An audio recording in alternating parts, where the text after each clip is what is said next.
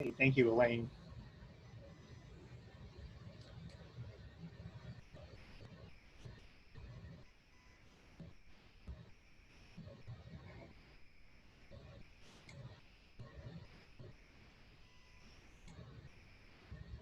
Okay, everyone. I'll tell you how I started this. I was sort of kicking around. Sometimes I start building these PowerPoints just to sort of get an idea of a possible program. And this was actually originally Homefront America, which was a little bit about everything, about the clothing, how it affected gas rationing, everything rationing. And it wasn't really coming together. And I decided to sort of shrink the program. And once I decided on one particular part of this, the largest global war that was ever fought, then it became much easier to put this together. And so I think you'll see how Americans coped at that particular time, because it was quite a ride. Hey, well, here we were at war, and very, very shortly after this headline in December 8th, 1941, you were going to see a lot of changes in how you bought food, how you prepared it, and everything was going to change very, very shortly. And this is what the government did. They set up a program of rationing. Basically, the most rationed items were going to be things that were scarce, like beef, while other things, like this is a cartoon, a poster to show you how to shop with the ration book too. And it tells you what you can buy with it. You can buy canned, bottled, and frozen fruits and vegetables, dried fruits, juices, and all canned soups. And they even have warnings here: buy early in the week, buy early in the day. And they also have the warning: your point allowance must last for the full ration period. And these are what these stamps look like. They were all color coded, and everyone had to have a book. In fact, because of World War II, the United Kingdom were not able to do a planned 1941 census. And instead, the substitute is the 1939 ration register, because everyone had to have a ration book there too, no matter who they were. So let's move on. And okay, basically, this is how it all worked. Every item in the store was assigned a point value and the number of stamps you needed to buy it. And of course, scarce things needed more stamps. Things that were more readily available needed less stamps.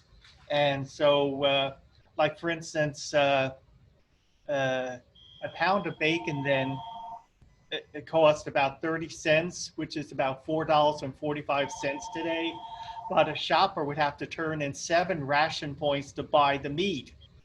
And supposedly everyone got 64 red stamps for each month to provide 2 pounds of meat and 4 ounces of cheese per week.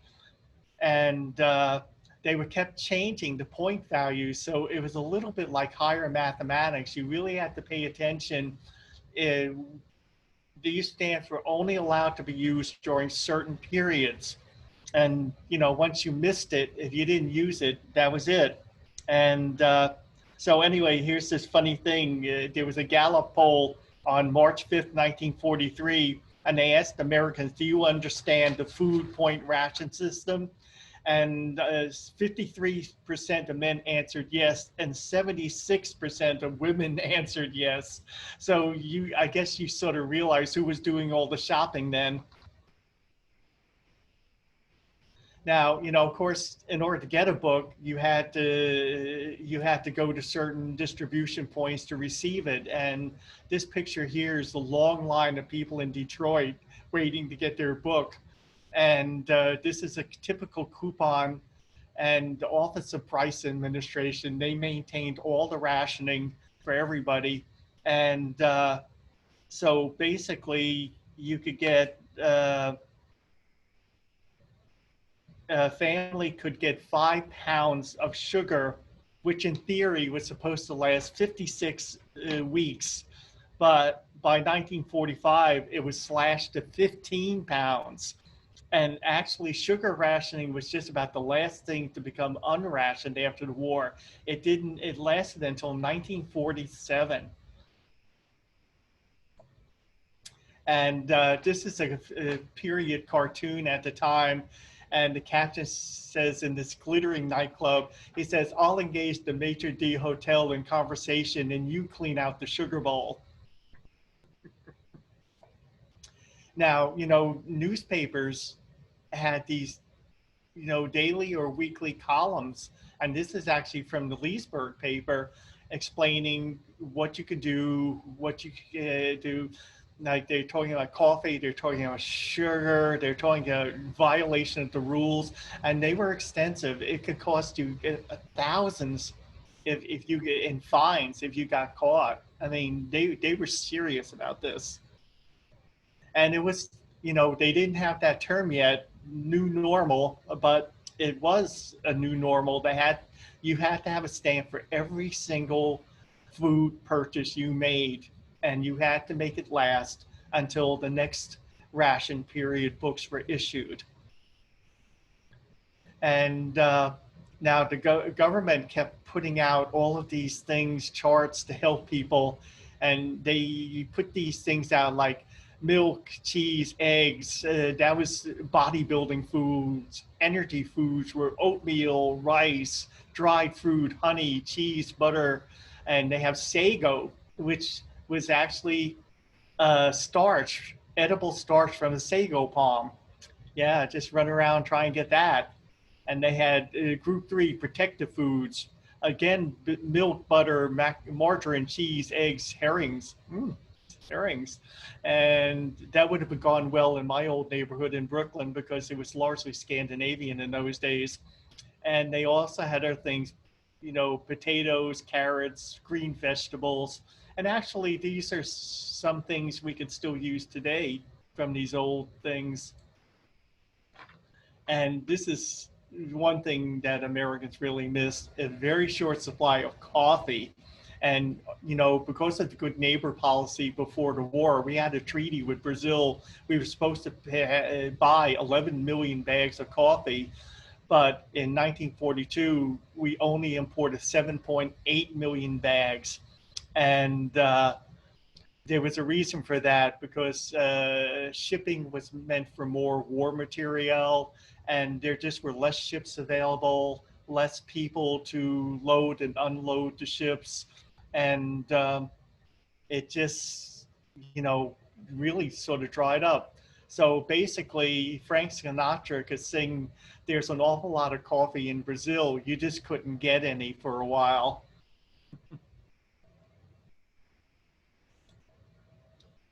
And another thing was with coffee is that this was a wonderful wartime rumor that was in the Brooklyn Eagle for November of 1942. And it says, coffee story has many ramifications, charges of women hoarding shown to be unfair. And the story basically is that there's this rumor sprang up that literally legions of Brooklyn housewives were going out and buying up all the cans of coffee in all the stores in the entire borough, and nobody else could get any. So they had to quash that. And, shopping was sort of interesting because, you know, sometimes you have to get used to the fact that the meat you were going to buy was not the meat you actually wanted. And this cartoon from the New Yorker says, no, madam, it's not our special for today. It's what we've got. Now, of course, government got involved. They were trying to convince Americans that they really, really was, rationing was best for everybody. And in the picture, it shows a butcher telling a customer without rationing that another customer had just bought 2 whole hams, whereas the lower with rationing, each person gets to have a ham and everybody's happy. And I mean, Isn't this absolutely adorable, this picture? I found this picture like 5 years ago and I had to figure out a way to use it. And I mean, it was everyone learned how to ration, even young children. And of course, Americans had to suddenly start using rather exotic cooking foodstuffs. And while regular fare during the war, it really never warmed its way into American hearts and palates. And to our food culture, it's a bit of a surprise. The government is wholesome, nutritious foods from corn, corn oil, and corn syrup. And of course, now we think exactly the opposite. We don't want to use these as much. And yet, here they are. It says the corn was very plentiful. It grows in this country.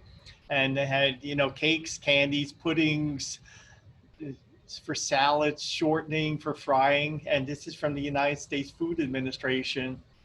And also, they promoted, margarine. And you still get margarine, but you don't have to take this white bag and break in a capsule of yellow food dye and mash it up in your hands to make it look like butter.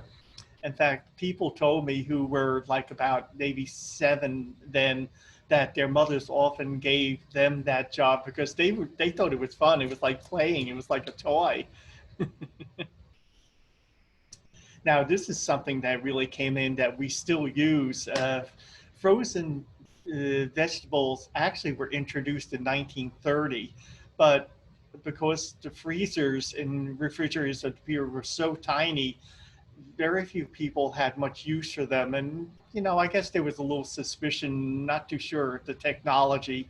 But the war gave it a huge boost. This picture actually came from the Library of Congress in the collection. So, yeah, I mean, the Americans grew to love frozen food. And even cooking pots went to war. This is a picture of Merle Oberon donating an unneeded metal cooking pan for the war effort. And now this is solely voluntary. And my grandmother decided to keep her wherever aluminum pan. And here it is. I am the third generation to use it. And I do. I'm going to cook Christmas dinner in that. Anyway, they have this wonderful sign there. So let's beat the pans off the Nazis. And, this is where you're fighting the war from your kitchen range. These are government posters telling you to save your waste fats to be used to make glycerin for explosives. And they used them for all different kinds of things. And housewives would save it in like old coffee cans and they would bring it to their butcher and it would be turned in further. Although sometimes there were plenty of other places that were collection stations. In fact, actually, there's this hilarious speech made by Mayor LaGuardia on the WNYC, which was the city radio station at the time. And basically, he said that ladies of New York, you see, please save that grease and please bring your fat cans to the steps of City Hall in the morning. And here's another poster. They actually put out the share the meat. They told you how many pounds of meat everyone had to have for a week. Men, women, and children over 12 that needed 2.5 pounds. Children 6 to 12 needed 1.5, and children under 6 years old, and that was you, Hannah. You got the 3/4 of a pound in order to stick with the rationing. And actually, that was another thing that was important because The armed services at the time recommended that fighting men should get 7 pounds of meat, basically a month, 7 to 8 pounds. So there was a lot of meat there. So this is an example of a cookbook from the period, like casserole of leftover turkey. They have rice a la Creole. So it was all attempt to use as little meat as possible. And here's a typical stuffed meatloaf. In the 1940s, it was basically a symbol of wartime ingenuity. How can I use the least amount of meat to make a meatloaf? And one of them, Penny Prudence's Vitality Loaf, made with beef, pork, and liver. And so anyway, what they did is that I actually had a friend who her mother had an argument with her older sister over, she managed to pick up about four soldiers to have Sunday dinner of meatloaf, and that wasn't what their mother was expecting. And the daughter told her, saying that, well, you know, Mom, all we have to do is just put another cup of cornflakes in it. And she said, Barbara, if I put one more cornflake in this meatloaf, we are going to have to call this meal breakfast. Another essential wartime meat staple, Spam. And they even, Monty Python 30 years later had a song, Spam, Spam, Spam, Spam. And anyway, just to get myself in the mood for this, yesterday I prepared Spam and eggs.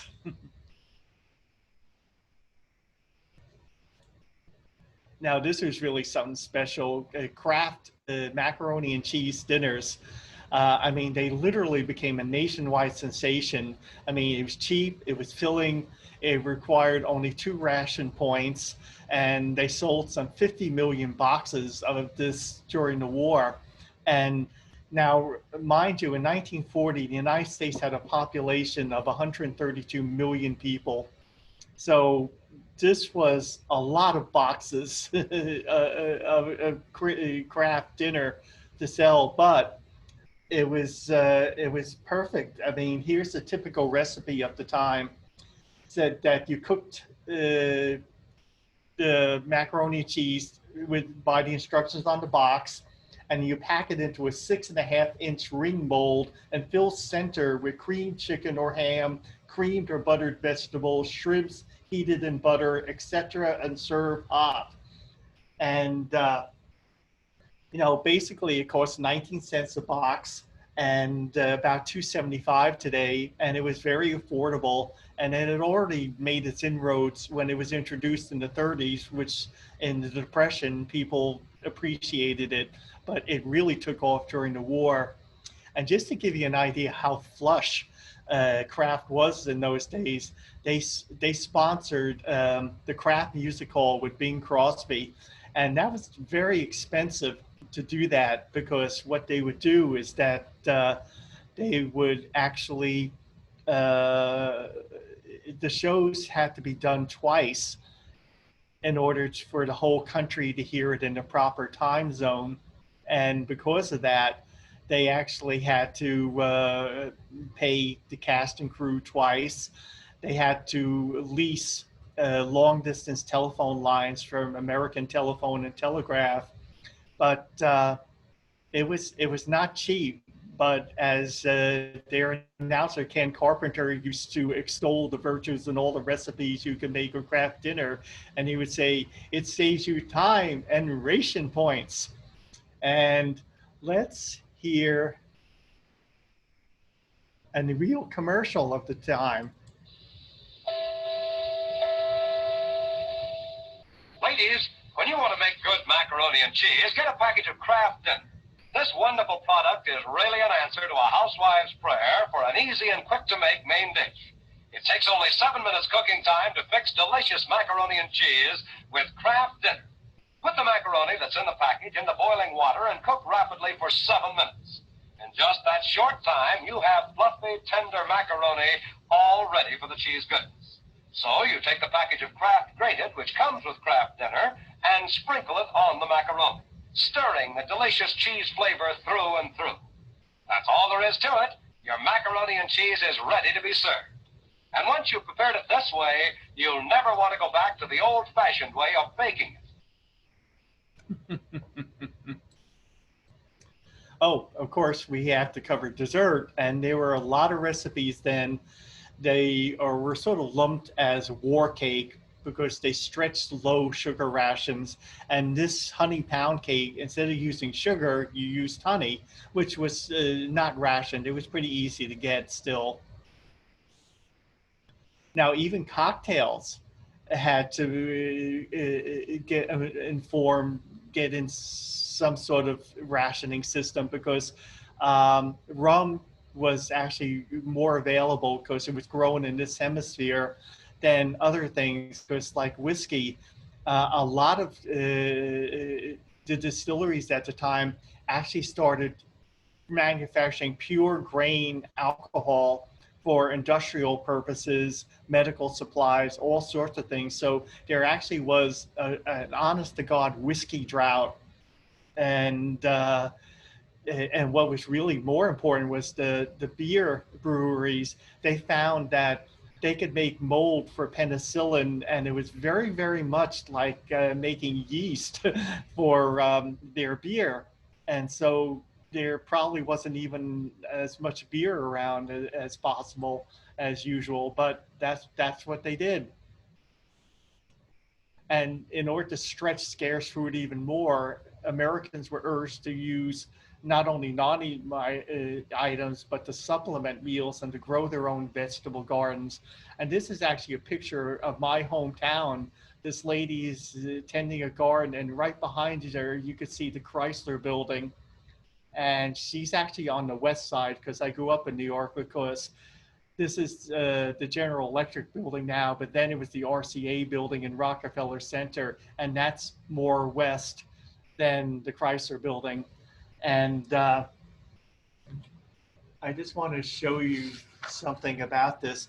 Yeah, New York had 400,000 victory gardens occupying 600 acres of private land, according to this book called Savoring Gotham. And it says New York's amateur farmers yielded 200 million pounds of vegetables, the largest being tomatoes, followed by beans, beets, carrots, lettuce, and Swiss chard. And of course, once you're growing all those vegetables, you have to preserve it. So the government promoted ways to, can whatever you grew. And said, we'll have lots to eat this winter, won't we, Mother? He said, grow your own, can your own. And, it's always stressful trying to cook for the holidays, but it was even more so because I had to notice this ad from this supermarket chain. It really basically had pretty much everything except meat. This is the meat on the page. This picture of a turkey. And I mean, it was really something. I actually have a period radio broadcast that Kraft also sponsored called The Great Gildersleeve. And Gildy is under the impression that he's going to win a turkey, and he's invited a lot of people for Thanksgiving. And it doesn't quite turn out. So he's scouring the town to try and get something to all these people. And his nephew, Leroy, says, well, I guess we're going to have turkey sandwiches at the luncheonette. And so he goes to see his friend Peavy, who ran the drugstore luncheonette. And he said that, well, you can't make a turkey sandwich without a turkey. And Peavy says, I wouldn't say that exactly. No, the question is that this was a chain that was in the Midwest, in the heartland. If they didn't have any meat, who did? Now, there were also a lot of other ways. This is for, to save, and so this was a pamphlet put out by Westinghouse on how to pack lunch boxes for war workers, and it was very important to keep them fed. And we'll revisit that because rationing wasn't only for civilians; it was for a lot of other people. I mean, like war workers needed more food. Uh, our armed forces needed more food. And it says rationing gives you your fair share. Do with less so they'll have enough. And Madison Avenue went into overdrive trying to promote, all of their products, as well as make you aware that you have to sacrifice in the war in order to have a better post-war future. And I like this one about making Toll House cookies to send to your soldier at the front. And I actually have a period radio broadcast where they said, according to the U.S. Postmaster General, if you wanted to send cookies to your son or husband, that year, you had to make sure it got in the mail no later than October 15th. No ifs, ands, or buts.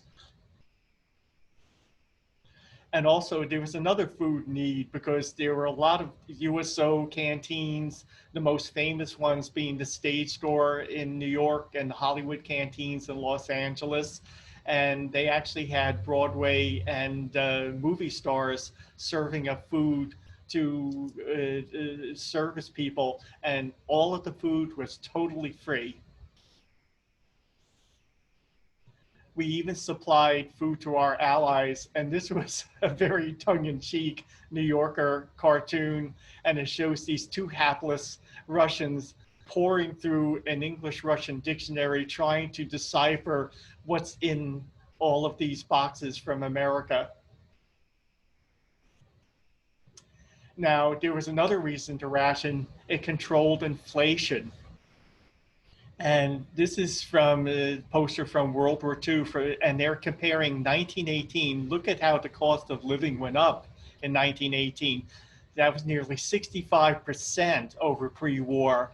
And compare it with price controls, because they didn't really have anything really approaching rationing in the first war. And that's why everything went up. Whereas this was a much more manageable 25%, almost 26%, but still a lot better than almost 65. And here's the comparison. These two women are walking around the streets. In 1918, 5 pounds of sugar cost $1.34. In 1945, because of rationing, you got 5 pounds of sugar for 32 cents, bread for 9 cents, 6 oranges for 22 cents, 2 quarts of milk for 29 cents, oatmeal for 12 cents, and coffee for 27 cents. That all came to $1.34. So rationing worked. But of course, whenever things are scarce, there's always a way to beat the system. And the black market, and it went to all these things. They would make fake ration books. They would hijack food trucks. They would break into stores, organized crime. They actually called them foodleteers, because they were always, almost like the bootleggers, foodleggers, they called them. That's what it was. And, they actually said, a storekeeper can't do a black market unless the customer wants it. So here's this other poster saying that they will pay no more than the top legal prices, and they won't accept ration goods without giving up ration stamps. There's even the black market meat. I mean, this guy, he was a reporter named Ray Spriggle, and he said he went out with a bundle of cash, a healthy dose of persistence, and he drove around 30-mile radius of Pittsburgh, and he picked up, an entire ton of bootleg hot meat. In fact, it actually prompted a Senate subcommittee investigation in Pittsburgh. And while very serious matter, the New Yorker again, they chimed in and made a statement about the commonplace practice of stores setting aside scarce commodities for preferred customers. And actually, we have this wonderful book about life in Leesburg then. And the people they interviewed, he said when he was a teenager, he worked for the hardware store and he would call preferred customers and let them know that a certain item was in that you couldn't get. And as one housewife said, no, maybe we weren't supposed to, but we all, passed things around because if somebody was always running out of something.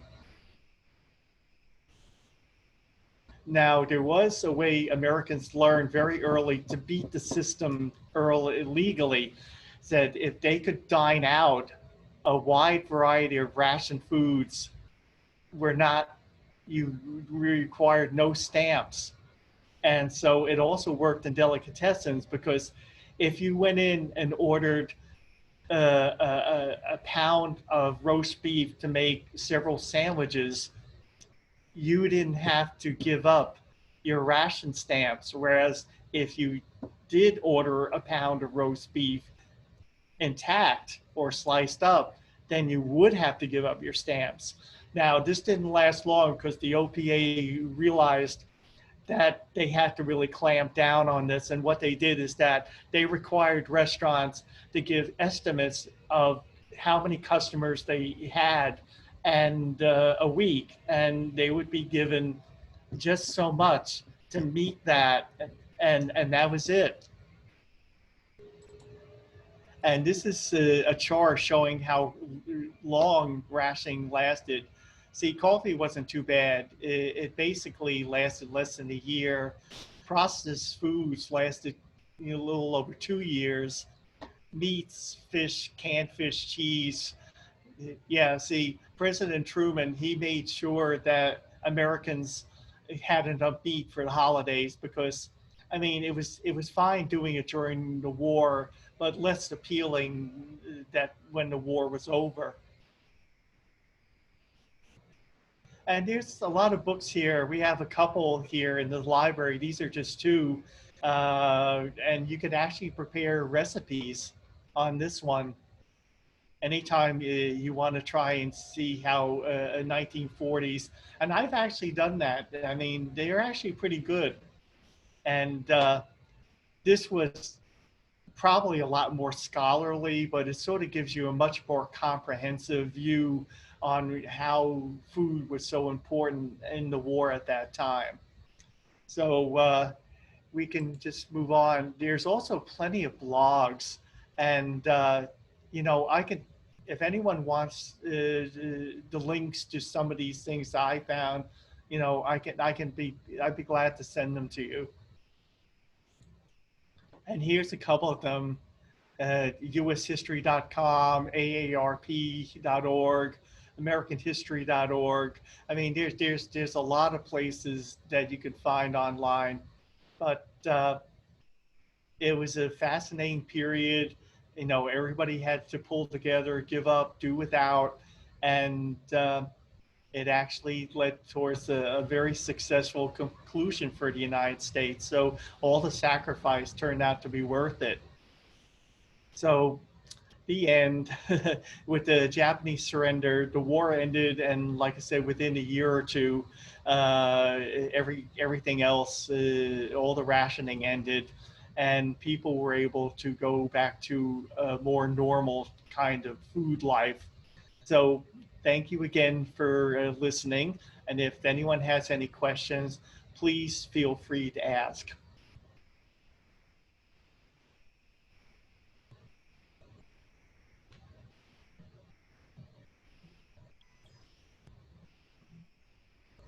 Tom, Yeah. in Leesburg, where Bloom's was one of the main grocery stores.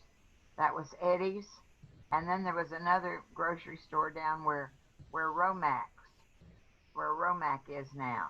Mm-hmm. And I can remember that the grocers would keep back some things like when bacon would come in and some things like that, and they would keep it for their very best customers.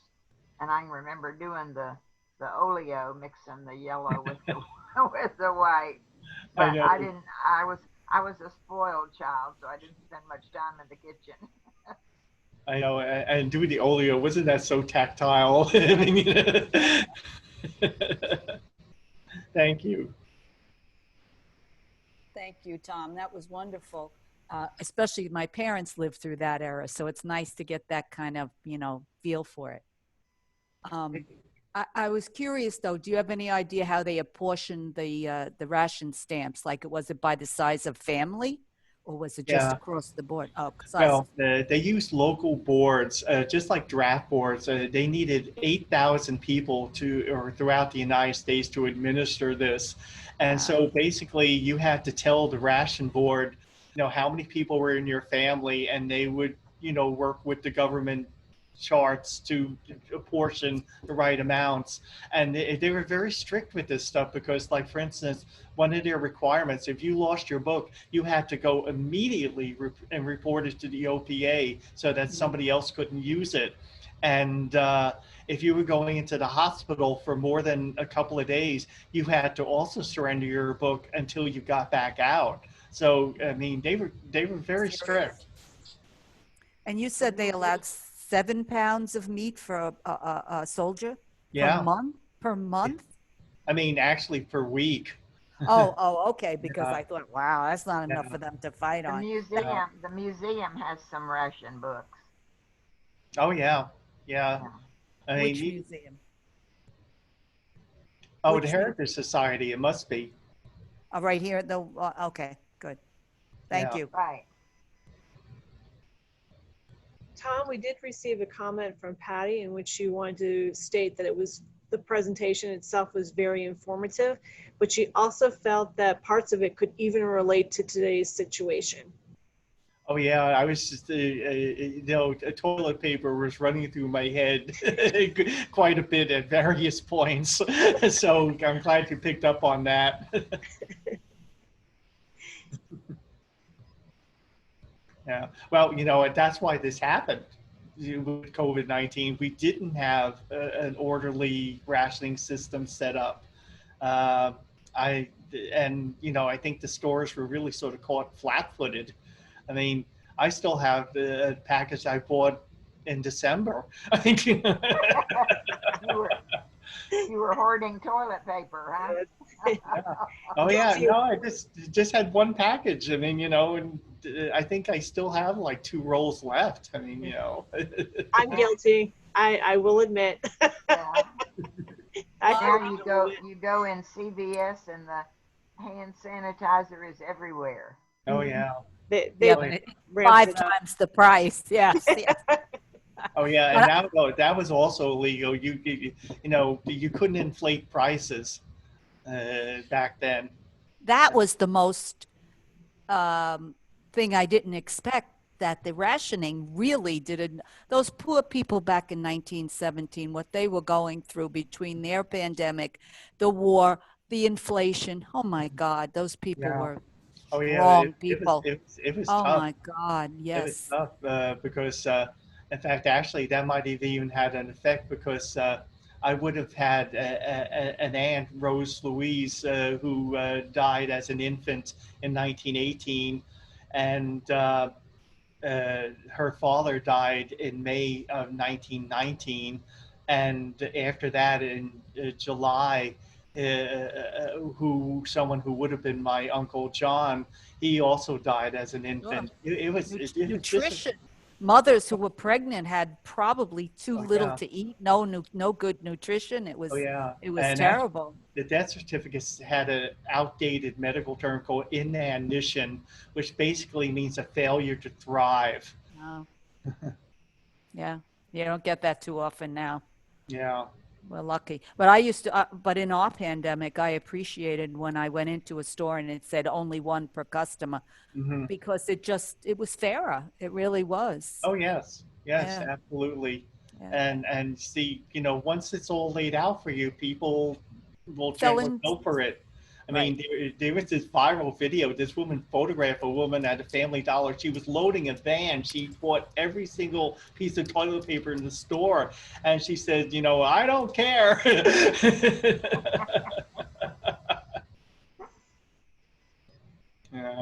You just can't make this stuff up. Yeah. Hey. Well, if there's no other comments or questions, I do want to thank everybody for participating today. I also do want to remind you that Tom has one more program this month. It's scheduled for August 17th, and it's about the Gardens of DuPont. That particular program is available for registration, and it will be held right here in our Zoom area. Mm-hmm. Okay. Thank you, Tom. I appreciate everything the library is doing Thank you for so us. much. Okay, Have a now we good- know what our mothers and grandmothers went through. Went through. Yes, my gosh. Strong people. Thank you. Take Okay, bye. Bye-bye. Everybody.